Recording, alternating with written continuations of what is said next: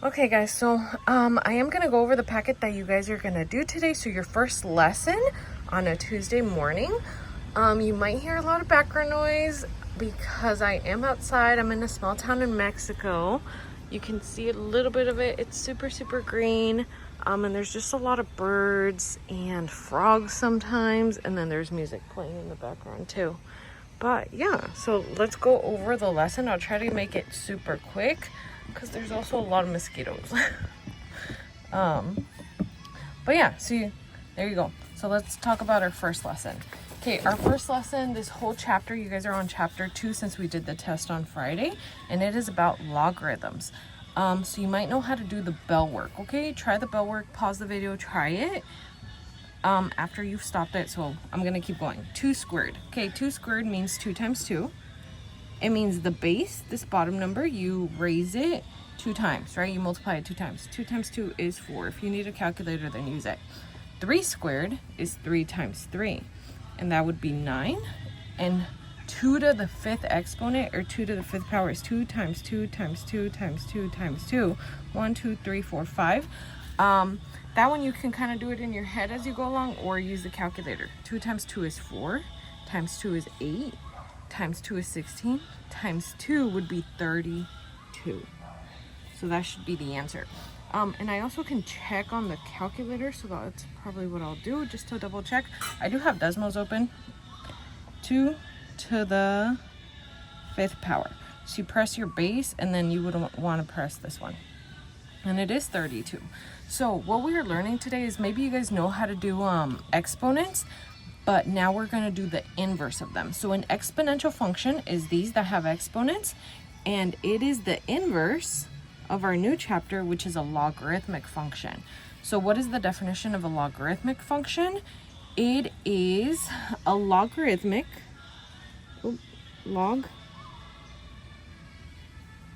A logarithm is the inverse function of an exponential function. My water bottle's in the way. So it kind of works the exact opposite, okay? So in an exponential, I'm telling you 2, multiply it twice. Here, 3, multiply it twice. 2, multiply it 5 times. With the logarithm, you're saying the number 2 has to get multiplied how many times to make 32? It's kind of like we don't know the exponent number. That's what a logarithm is. It's kind of something like this, where 2 has to get multiplied how many times to make 32. That's what logarithms are. They're kind of the inverse. They're exactly the opposite of an exponential. So it is the power or the exponent.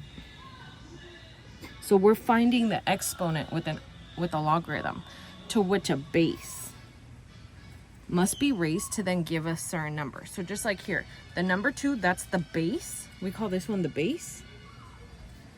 Has to raise to what exponent? You're finding the exponent to then make whatever given number you are asked. So we're trying to make 32. So then the answer would be the exponent has to be 5, right? As we saw in the bell work. So then here you go. I kind of give you guys another little example. 2 to the 3rd power equals 8, because 2 times 2 times 2.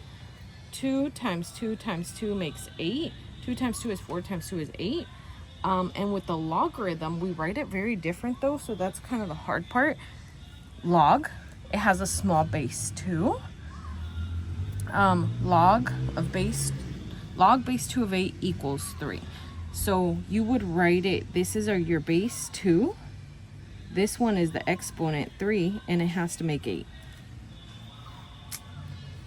So 2 to what exponent makes 8? 2 to what exponent makes 8? And that has to be 3. Okay, so on the bottom, I am going to go over them, right? So the way that you just got to get used to how you write them. This is our base, so it'd be 4. This is the exponent, the answer.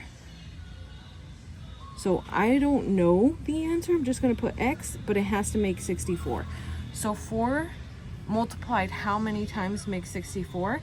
And if you need a calculator, again, use it.